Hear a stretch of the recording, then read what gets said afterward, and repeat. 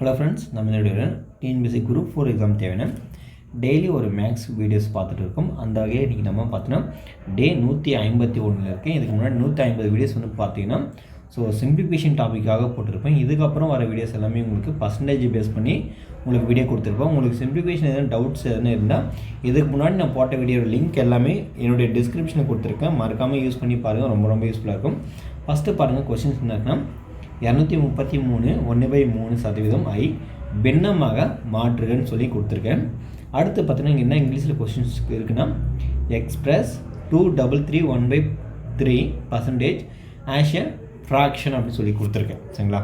சரி, இது எப்படி நம்ம சால்வ் பண்ணுறதுன்னு பாருங்கள். முதல்ல எளிமையாக இருக்கிற மாதிரி தான் கொடுத்துருக்கேன். எனக்கு பேசிக் தெரியாமல் நம்ம போகக்கூடாது. ஆனால் சின்ன பேசிக் சம்ஸ் கொடுத்துட்டு அதுக்கடுத்து போக உங்களுக்கு சம்ஸ் வந்து ஒரு ஆவரேஜாக அப்புறம் பார்த்தீங்கன்னா ஒரு ஹார்ட் ஒர்க்காக கொடுத்துருப்பேன். அந்த மாதிரி இருக்கும். சரிங்களா? ஃபஸ்ட்டு 233 1/3 கொடுத்துருக்காங்க. இங்கே பர்சன்டேஜ் கொடுத்துருக்காங்க. ஃபஸ்ட் நம்ம பண்ணோம், இது மிக்ஸு ஃப்ராக்ஷனாக இது ரெண்டுத்தையும் பெருக்கணும். இங்கே என்ன பண்ணணும், ஆட் பண்ணணும். அப்போது இது ரெண்டுத்தையும் பெருக்கும்போது 3 9 3 2 6. அப்போது 6 9 9 ப்ளஸ் 1/3 வரும். இங்கே பர்சன்டேஜ் வந்ததுனால 1/100 நம்ம போடுவோம். இப்படி தான் போடுவோம். சரிங்களா? அப்போது இதை வந்து அகெயின் நீங்கள் சால்வ் பண்ணிங்கன்னா மேலே உங்களுக்கு 700 /3 இன்ட்டு 1/100 வரும். இப்போ பாருங்கள், இந்த 2 ஜீரோக்கு இந்த 2 ஜீரோ கேன்சல் ஆகிடும். அப்புறம் 7/3. இப்போ பார்த்தீங்கன்னா இதை 7 3ஆல் வகுக்கணும். அப்போ 7 3ஆல் வகுத்தா உங்களுக்கு என்ன வரும், 7 3ஆல் வகுத்தா 2 3 2 6 மீதி 1 வரும். சரிங்களா?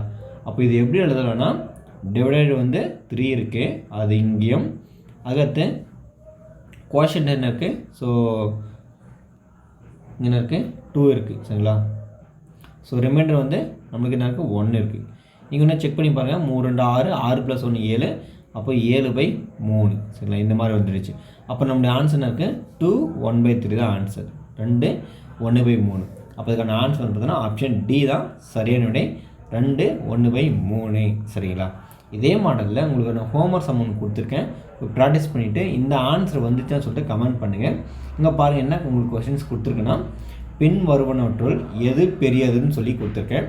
50%, 0.5 அப்படின்னு பார்த்தா மற்றும் 1/2 அப்படி கொடுத்துருக்கேன்.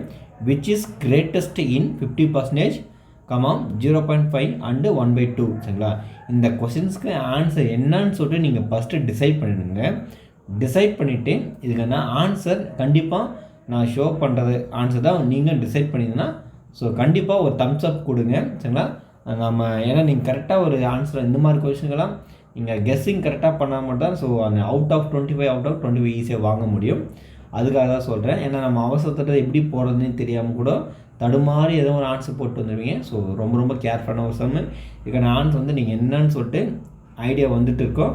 நான் ஷோ பண்ணுறேன். எத்தனை பேர் வந்து ஆன்சர் இதாவா இருக்கும் அப்படின்னு சொல்லிட்டு நீங்கள் நினச்சிங்கன்னு சொல்லிட்டு கமெண்ட் பண்ணுங்கள். மறக்காமல் ஒரு சிலருடைய கமெண்ட் ரொம்ப முக்கியம். ஏன்னா நம்ம வீடியோஸ் வந்து டெய்லியும் ரெகுலராக ஒரு சிலரை ஃபாலோ பண்ணிட்டு வராங்க.